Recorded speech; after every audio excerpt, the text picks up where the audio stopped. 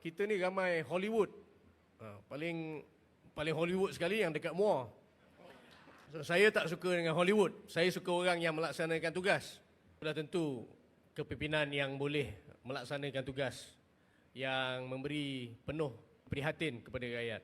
Sekarang ni kita pun ada satu trend anak-anak muda lebih suka dengan populis yang suka berlakon dalam social media dan seterusnya.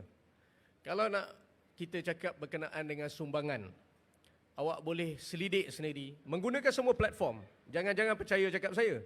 Sumbangan terbesar sekali kepada rakyat bangsa Johor adalah daripada keluarga diraja negeri Johor. 100 lebih juta setahun.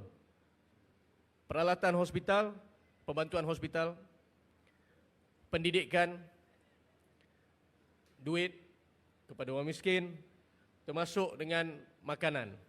Itu juga termasuk dengan orang naik haji.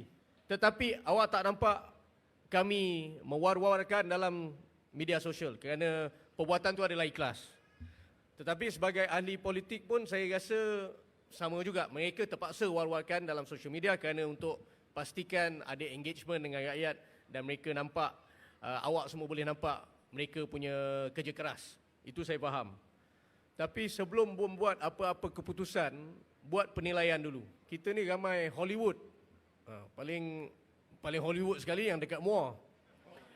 So saya tak suka dengan Hollywood. Saya suka orang yang melaksanakan tugas, yang boleh memperbaiki hidup rakyat.